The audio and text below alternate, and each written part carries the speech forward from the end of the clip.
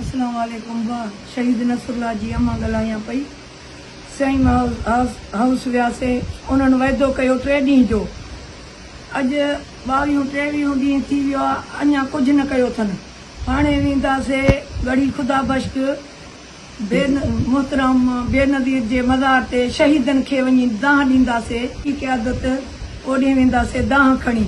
इंशाअल्लाह असांजो दाह ॿुधंदो कातिलनि जे गिरफ़्तारी जे लाइ असां ओॾे वेंदासीं इंशाअल्लाह। अस्सलाम वालेकुम। मां अरसलान ॻाल्हायां थो शहीद नसरुल्लाह साहिब ते 28 तारीख़ ते मां ऐं मुंहिंजी अमड़ बेनज़ीर जी मज़ार ते अचूं था। सभु शहीदनि खे दाह आहे असांजो। मुंहिंजे बाबा जे कातिलनि खे गिरफ़्तार करे ऐं उन्हनि खे फांसी ॾे।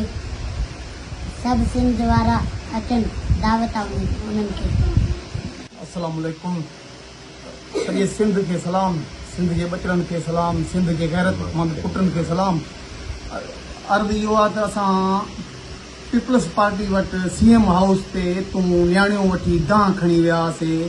असांजी दाह वरजाइण जे बजाए एतिरो अरसो थी वियो आहे, 3 ॾींहं जो मुदत वठी CM साहिबु 20-22 ॾींहं थी विया, कुझु न कयईं। हाणे इहो दाह असां ॻढ़ी ख़ुदा बख़्श शहीदनि वटि वेंदासीं। मोहतरमा बेनज़ीर भुट्टो जे मज़ार ते ज़ुल्फ़कार अली भुट्टो खे वञी दाह ॾींदासीं। PP क़यादत सारे जी, बिलावल साहिब जी, बख़्तावर साहिबा जी और पंहिंजो CM साहिबु मुराद अली शाह जी, लंजार साहिब जी दाह वञी खणी असां मोहतरमा वटि असां पेश थींदासीं। सिंध जे बचनि खे, दोस्तनि खे, भावनि खे अर्ज़ाद असां सां गॾु अची मोहतरमा जे मज़ार ते गॾु थियनि।